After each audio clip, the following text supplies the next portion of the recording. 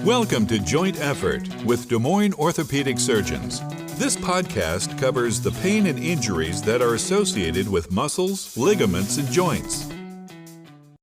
All right, welcome to another episode of Joint Effort. I'm the host, Jason Sullivan, with my dad, Patrick Sullivan. This is a Father's Day edition that everyone's been waiting for. Yep. Maybe just my mom or something, but I don't know. But, She's the only one asked so far. Yeah. Uniquely, Dad, you are the senior most orthopedic surgeon at DMOS. At one point when I came here, I was the most junior. And so there are some father-son combos in practice and business and things like that in orthopedic surgery, but fairly unique, in this environment and stuff. So we kind of want to go over some of those things. And I wanted to start with asking you a bunch of questions because you're an expert at basically deflecting attention off yourself and onto other people. I don't know if you know this. Are you aware of this? No one can ever get anything out of you. You end up starting the conversation, the questions get asked to you, and then you end up asking them about themselves, and then most people like talking about themselves. That's because everybody I talk to is more interesting than me. That's why. Well, or maybe most people are interested in talking about themselves, and people don't mind that. You lead them down that path. But anyways, regardless, not many people know your background. You grew up in Dubuque, but you grew up, a relatively modest upbringing. 7 siblings in a 10 people under one roof, and the house was, I don't know how many square feet, 1,200 square feet maybe. Yeah, probably something like that. Yeah. You were the oldest of the 8. Yeah, but that was a big house for Biafra at the time. That was a big what? House for Biafra. House for Biafra. Biafra, a foreign country. Oh, well, okay. Fair enough. But you were right across the street from Dubuque Golf and Country Club, and it was a pretty small house for those days, and a modest upbringing. None of us really know how you became so driven to succeed. What of your upbringing and your family instilled upon you, the idea of, hey, I'm gonna go to an Ivy League education undergrad, and I'm gonna strive to do medicine?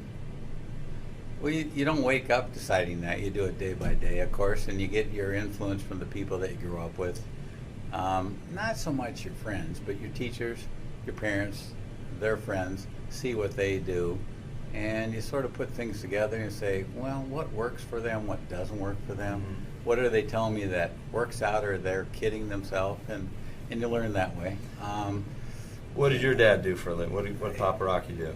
He was a whole food salesperson. He was a traveling salesman, so to speak. Okay. Yeah. And so he was. Seeing what he did you have any desire to become a salesman? No, but then as someone reminded me, in every aspect of life, you're a salesman to one degree or another.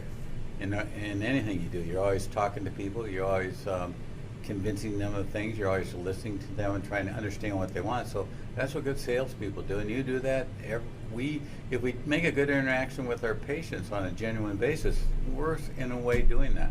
Yeah. So you did take something from his. Oh yeah, he was great at that. And he was a chicken salesman, more or less. Well, that was the company he worked for, and then he worked for the cookie company for a while, Nabisco cookie company. Yeah. So he had a lot of different, but he was always a salesman, and always kind of a traveling salesman. So you took to playing football, and those pursuits and your academics led you to have opportunities. And I understand you potentially could have played football at, you recruited to Iowa State. Is that right? Johnny Majors was there? Yeah. Okay. I got offers at Iowa State and Iowa and Kansas State and Illinois and so you get all those big offers in the Midwest, and everyone's usually thinking you got to take one of those. So how do you end up going to an Ivy League school? Even though it's Division I, it's definitely a different level.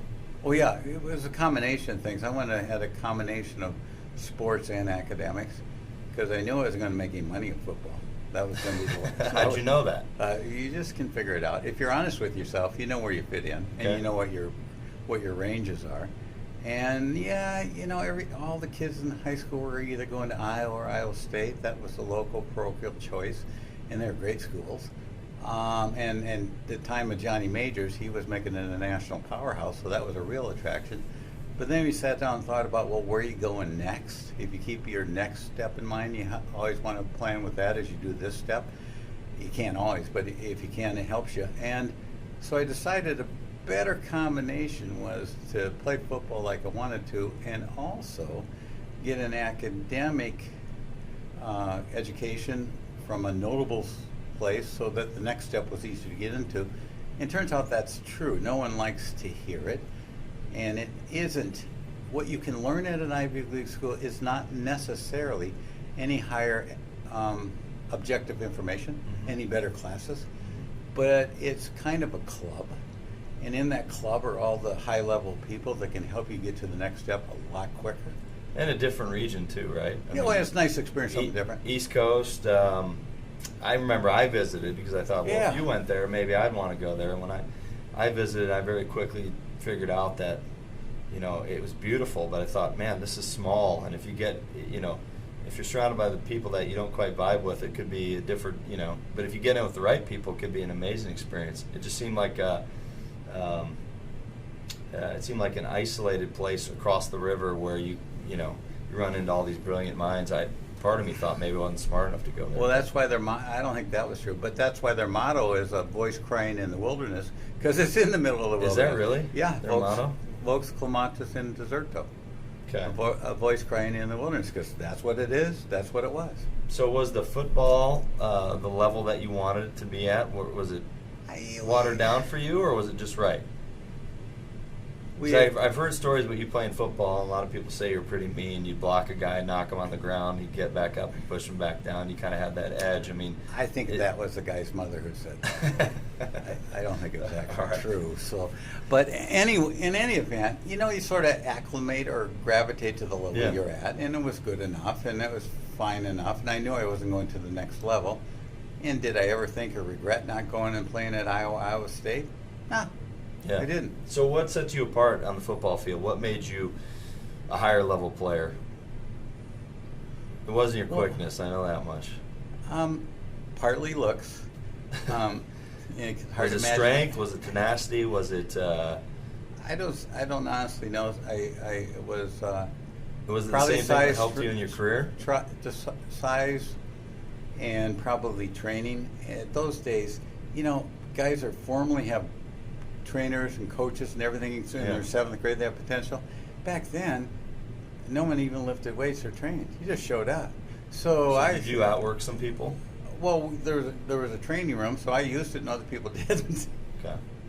I remember hearing the stories where you drive all the 6 kids or 7 siblings around, and on vacation you'd carry your weights in the back. I don't know if those are true, but the family, you know, you hear all those. Well, to work out on family vacation, yeah, I did that. Yeah. I wish I used them as much as I should have. But so funny caveat is I don't know if you ever heard when Susie and I were at Notre Dame. Yeah. I was just dating her. We were in the College Football Hall of Fame. Yeah. And I told her that you were in the College Football Hall of Fame. Yeah. Because you're an academic All-American. Yeah.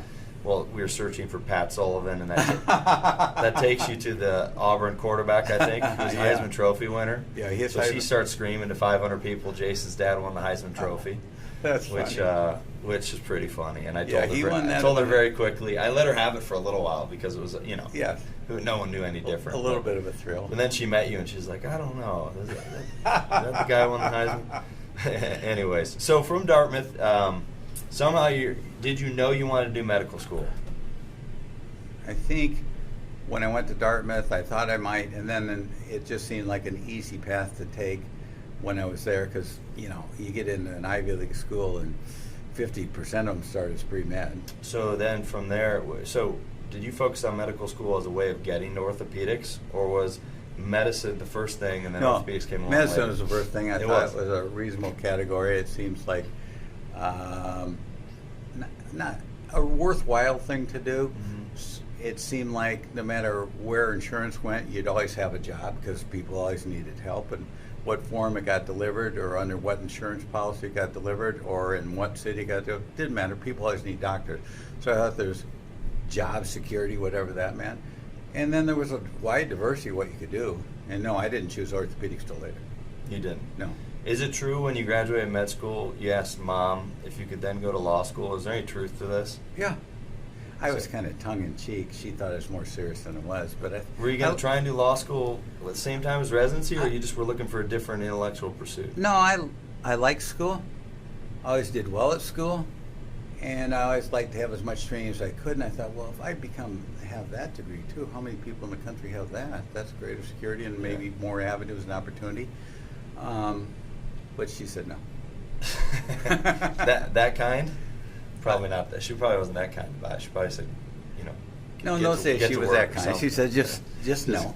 And I mean, it was logical. It was smart. I was brainstorming and throwing it out there. I wasn't really serious. Now, if she jumped on the bandwagon and said, "Oh yeah, I always thought you should have. I'm glad you could come with that," maybe. But I think I was just throwing it out there. All right, so you got... My heart wasn't broken. How's that? All right. So you did medical school at Iowa, and then you were lucky enough to be one of those residents that got to stick around at a very renowned program and stay at the University of Iowa. I know you haven't done residency recently, but everyone watches these TV shows and they see, oh my goodness, these doctors are working so many hours. Like, what was it truly like back then for you? Well, as you're well aware of, and most people aren't, there was a change between my generation, the middle generation, and then your generation. Okay. That your expectations were whatever your boss told you to do, whatever the professor told you to do, and you worked until the job was done. For instance, when we were on trauma or red team, that was a group of 3 residents took care of all the trauma, the accidents, the multiple injuries, the gunshot wounds, which there weren't many of at Iowa, as you well know. You took care of those things. Now, so that other people could do their elective practice and didn't have to work 120 hours a week, they gave the red team 6 days of call, 1 day off a week. He did that for 3 months. And there'd be days that we'd work for 48, 72 hours straight. Now you can do that when you're 25, and admittedly your proficiency isn't as good, and it's probably correct now that they limit the amount of times residents should work. That was probably a correct adjustment. But that was kind of a grind. When you do that, Yeah. did that callous you or set you up for some type of resiliency later on in your practice, or do you think there's really no reason ever to do that? No, I think you can have the resiliency and whatever toughness you need through a different type of training. I don't think you need to do that. Okay. I don't think you do. Now, people who've done it have a little different edge to them, and they understand it. And when a newer generation gets a little tired after 6 hours, I find it hard to believe. Mm-hmm. But other than that, no, I don't think it really adds that much to your character development. As I was getting through, they just went to the 80-hour. They were going to the Right. 80-hour work week, and then they were also kicking around this strategic napping thing on the job if you're working too long. I hadn't heard about that. Even our group couldn't really believe it. We were just kind of used to, like you said, if there's work to get done, you do it. Yeah. And if you get too tired, it's the next man up, and they kind of come in and help out. But so while you're at Iowa, That's because your staff were trained when I was, and they thought that was bunk, of course. They couldn't understand. Yeah, well, if they could it's do it, interesting. why I you mean, couldn't they had to come around to the idea of it though, because the regulating bodies, which would shut you down, and question. the interesting thing is what I think they realize is that probably the middle generation and even my generation, to some extent, you're not going to be a whistleblower, but some of the younger generation, they don't know any better, and when they get asked an objective question and they say, "Oh, I worked more than 24 hours straight," that becomes a huge No question. thing. So. No question. There's a fine balance there. I don't know what the right thing is, but so you were at Iowa during an exciting time. Was that during the Oh, yeah. wrestling dynasty? Wrestling dynasty, Hayden Fry taking them to the Rose Bowl all the time. Yeah, they had a resurgence of athletics. I think the NCAA tournaments were won by Iowa by 9 straight times, only rivaled by Johnny Wooden out in UCLA winning the basketball tournament. Basketball. Didn't you work out? One of your residents was a wrestler. Oh yeah. Buddy of yours, he's an orthopedist. And, Yes. But didn't you end up working out with some of the wrestlers then as a result of that when you were in residency? We did. Yeah, if you want to talk about building toughness and resilience, hang out with wrestlers. They're a different breed entirely.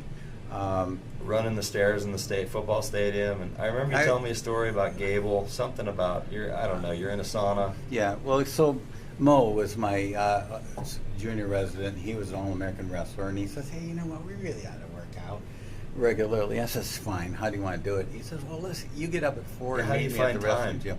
4 in Well, the we morning? get up at 4, you work out till 6, then you go make your rounds and do your day's work. So we did that, and we did that for a long period of time. And one summer day, you wanted to go outside.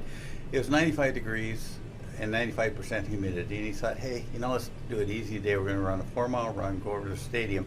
We're going to run the stairs, and we're going to jog back down. We're going to do that 10 times in a row. Just you and him? Yeah. So we did that, and it was oppressive.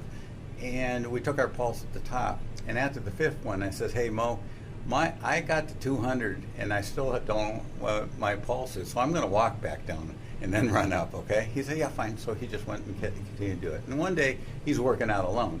He's in there, it's a 2-hour workout just because. I mean, he's not a wrestler anymore. He's an orthopedic resident. This is what they do. And he's in the sauna at the end of a 2-hour workout. He's in his sweats. He doesn't need to lose any water weight, but he's in his trying to make weight for and he's God knows what reason. Yeah, just because.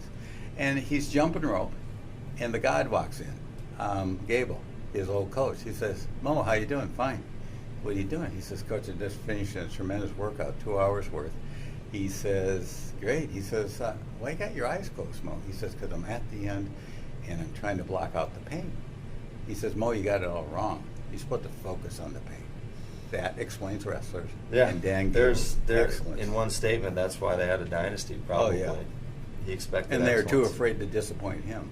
Yeah, no doubt about it. So that must have been a pretty exciting time It was fun. to go through residency, especially you probably got to work with the sports teams a little bit, I'm guessing. We took care of the football team during their run to the Rose Bowl. Did you identify a focus point in your practice, or back then, were things as specialized as they are now? How did you know when you were coming out? Not micro-specialized, but specialized, yeah. Okay. They were chopped into, 5 or 6 different specialties. And I didn't know I wanted to do orthopedics until I was like a 3rd year in medical school, and then I decided orthopedics would be good. And here's how you decide. I don't know how you decided it. The material and the type of people you take care of is one thing. But I found a bigger thing that really makes you do it is the kind of people in there. You look at it in the other orthopods and say, are they like me? Am I like them? And if you are, that's what I was attracted to. Yeah. So those are the kind of people I thought I was. And then when I'm in orthopedics, I didn't decide to do joints for sure. Most people make fun of that type of personality, Yeah. You've seen all those guys. The envious ones. Calling us a bunch of bros and meatheads and carpenters or whatever. Perfect. Perfect. It probably is true to some degree, but no. No argument. I agree. No so argument. You're in orthopedic residency. Did you, and I know your practice firsthand from growing up in it and then now being a partner for the last 9 years with you. You do a lot of joint replacement. You do a lot of sports medicine, and then I'm guessing 25 years ago you did a lot more general than you do now. Is that fair to say? Or well, most of my general is dictated by trauma call because we're a level 1 trauma center, and back then we had 4 guys taking call. So you had a weekend every month. You had a weekday every week, and I was the young guy, so they gave me a weekday, 2 weekdays some weeks. So, and that was a pretty busy trauma center. And back then, you didn't have the diversity of services. There weren't general surgeons triaging people. There weren't specialists coming in and taking care of other things to find. If someone got hurt, they called the orthopedist. You were managing everything. So each case took a lot longer to figure out, sort through. Yeah, management, figuring out specialty issues, getting consults if you need, or taking care of things that were a little bit outside your... What was an ACL reconstruction like when you first started in practice? Was that an inpatient case still?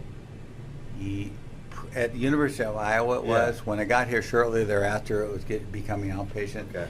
And yes, but at Iowa, I mean, was it true you'd stay a couple days in the hospital and you'd be sometimes casted or, non-weight bearing and things like that? Yep. And that evolved very quickly. That was in, I don't know, what was it, the 81 to 86? That evolved quickly to more where you're doing it, but still not to your level until 20 years later. What's the biggest evolution that you've seen throughout your entire career in orthopedics? That kind of, if you go back on it, blows your mind or you never would have seen coming? Well, when I first started here doing total joints, we would admit the patient 2 days ahead of time for a medical workup, and they'd stay in the hospital. We would do the surgery, and they'd stay 2 weeks post-operatively. And we'd rehab them. Did they need it? Or it turns out that we learned things that, if we did things differently, some of the things we could have done then, some we came with modern developments we could do. But we kept them there to rehab, make sure they're doing okay. Now, early on, you have to understand there were more kind of side effects and complications before you get everything perfected. There was a few more dislocation because remember we were doing a 22 millimeter ball. You're talking inherently hips, unstable. hip dislocations. Hip dislocations. Okay. And we were wanting to watch the wounds until we were sure they healed. We wanted to rehab them under our direction, make sure they're on the right track. And all this was good, but in today's world, in terms of efficiency and cost savings, doesn't work how many anymore. hips could you do in a day? 1 or 2 back then? I mean, were those 4-hour cases? When I came out there, they had to introduce power a few years earlier. And my first What do you mean by power? power instruments. My first Dr. Johnson was one of the original joint. And previously it was hand reaming, or what was it? They did hand reaming. Unbelievable. And then that was a lot of work, so you didn't do very many. But in the beginning, even with power, we'd only do 3 or 4 a day. Okay. And those were a couple-hour cases, typically? Yeah, we could be doing them in an hour and a half, but the turnover is much longer. Gotcha. Okay. You know what turnover is, of course. So that's amazing. So not only like the patient care aspect, but the implants we're using. Have we made the leap that you thought we'd make in 30 years of practice? I mean, are you happy with where things are headed? Do you think we've reached a plateau, or are we constantly pushing the envelope and evolving? Is there something big coming? I think we're pushing to try to evolve, but as you well know, when you have a procedure that's about 98% successful and the duration is about 90% in the last 20 years, it's hard to improve on those margins, and you need huge numbers of new procedures to prove it's better, so it's harder to find that. The other thing is, I said to Dr. Dick Johnson one time, because he was one of the pioneers and innovators, and everybody worked for years, 40 years and they threw billions of dollars every year at improving everything. And I said to him one day, I said, because we sort of took a roundabout route, we went through totally cemented, we went through hybrid, we went through cementless, then we went through wear characteristics, and then we went through head and ball sizes and hips.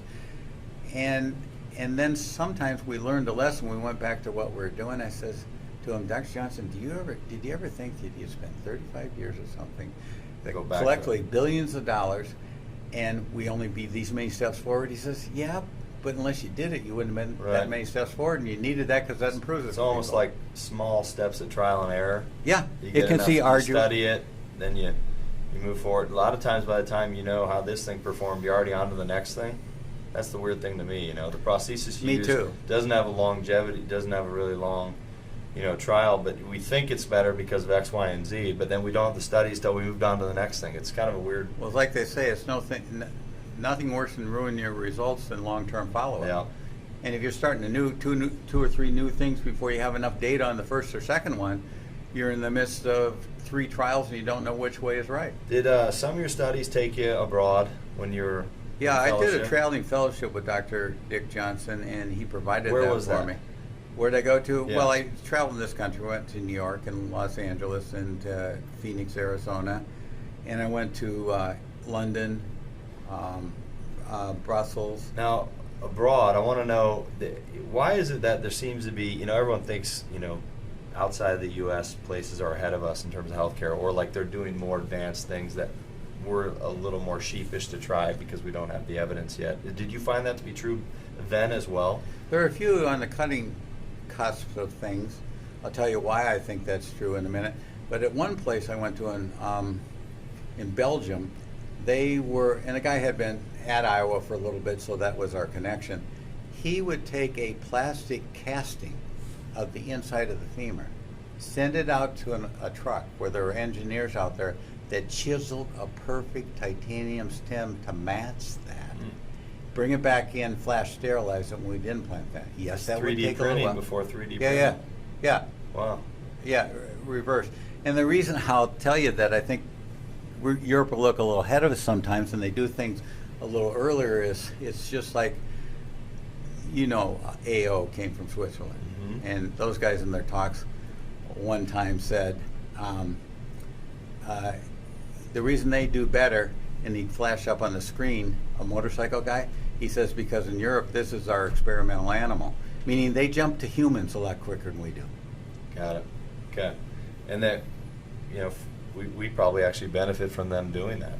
We do it in a small degree. A lot of times things get FDA approved based upon their studies. Well, for instance, stem cells in the purest form. They can do it in Europe, and FDA hasn't allowed us to do it. Yep, true. No, very true. So, you never, when I was growing up, you never said, hey, you need to do orthopedics. Everyone thinks like, I think I just am not that creative, and I just saw a pretty good career and an interesting, I thought it would keep me, intellectually stimulated. You always said, hey, you can stay in town, you don't have to travel. And that was kind of interesting to me because I'm like, I don't want to get on an airplane and leave the family all the time. So it was like a stable job. There would always be something to do. But do you ever remember telling me to go on orthopedics? Because I personally do not. And everyone thinks that, you made your dad so proud you did what he did. And I'm like, I don't really think you honestly care. Well, it's very interesting in that you make the independent choice and you're happy with it like I was. I'm happy and proud of you for that. But no, I think everyone has to find their own way to what they want to do, because otherwise they'll always be thinking, is this what I want to do? Yeah. And if they think that someone else made them do it, there's always that worry that they may rethink it. Yeah. Or they may blame the person, or they may say, well, you wanted me to do that, and that doesn't make sense. No, I think that's right. It's always interesting because I think everyone thinks that our youngest brother Patrick, who went into kind of more business aspect, you always have intellectual pursuits outside of medicine, and so Nick and I always joke because you like talking to Pat a little bit more because he's in a different field. The medical field is kind of, to you know it too well by now. But we have gotten in trouble a few times, around the dinner table talking about orthopedics too much. So maybe we are kind of like the stereotype bros that like to talk about these things, but. You got to be careful that you have outside interests. Right? Yeah, no doubt about it. I would say coming to town, it was very fun doing some combo cases with you. I'm not sure many people get to do that with their dad, but we've done a couple cases together where some of the things you do and I do were unique and they matched up in the same case. Hopefully we can get to do a few of those in the next few years too. But more than I thought we might, and it's been a pleasure to do it. Sometimes two skilled hands, is like a lot of the things I'll do with other partners, where if you can have two people working at the same time, you save anesthesia time, expertise. But no, that to me was actually a heck of a lot of fun. Question for you: would you encourage any one of my kids to do orthopedics? You mean if someone said, hey, go talk to your grandchildren and tell them what you think they should do? What should I don't think I'd ever go out of my way to do it. If someone said, would you please go do it? Yes, I would. Please go do it. And would I tell anyone to do it? Would you encourage someone? No, here's what I tell them to do. Find out what you're good at. Try a whole bunch of things. See where your natural interests, skills, and intellect range is. And then find a career in that sphere that allows you independence and to be sort of self-employed. So you have more control of your world and your time, and that way you'll feel less trapped, and you'll be more creative and enjoy what you do. That's what I tell them. I think you probably explained that to me elegantly like you just did, and I probably tuned you out back in the day and just made the brain dead decision just to follow your course. But either way. So what do you think of it after 9 years? Oh, it's great. I don't know. I love it. What do you like about it? I like the efficiency part of orthopedics. I like the fact that you can continue to hone your skills. I like the fact that there's constantly new procedures that you can do, and there's like 20 different ways to do the same thing and achieve the same goal. And sometimes doing it a different way is more advantageous for whatever reason it may be. I like the advances in arthroscopy that are a lot of fun, where I'm kind of the video game generation. You're looking on the camera and you're fixing things through the scope. That's a lot of fun. More than anything, it's just kind of fun when the best clinics are like the happy last follow-ups with patients. When they're like 3 months out from something and they're like, all they're here to do is tell you thank you, and that's awesome. And I don't know that many people get that. Even. A lot of doctors get that from their patients, but sometimes their relationship with the patient is a journey. Ours can almost be seen to a completion where they're back to their normal self or whatever they thought they wanted to be, and then they no longer need you anymore. So I share many of your same reasons. Here's what I liked about orthopedics, thought I would, and it turns out to be true, you get to take care of all ranges of ages if you want to. You take care of all genders, ethnic groups. You're not pigeonholed. You see all kinds of people. It's a smattering of society. Yeah, you see interesting people. And I think the word to describe it is transactional.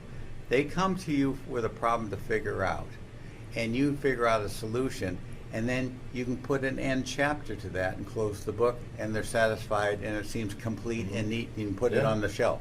Yeah, no, I agree. I even like when a patient comes to me and they've done all the research and they know exactly how they want something done. That used to irritate me, and then I started thinking, if I know how to do something 3 or 4 different ways, and this is the way they want it done, and I think it's equal, like, why not give them what they want? So we're almost a little bit of concierge business to some degree in the elective world, you know. Just like anywhere else in the world, the salesman thing I told you about, it's hard to go wrong giving people what they want, as long as we, from our medical standpoint, know it's correct and okay to do. All right, last question for you. Are you ever going to go back to school again? Well, I have an application into engineering school. No. MBA. What would you do? MBA, law school? What would you learn?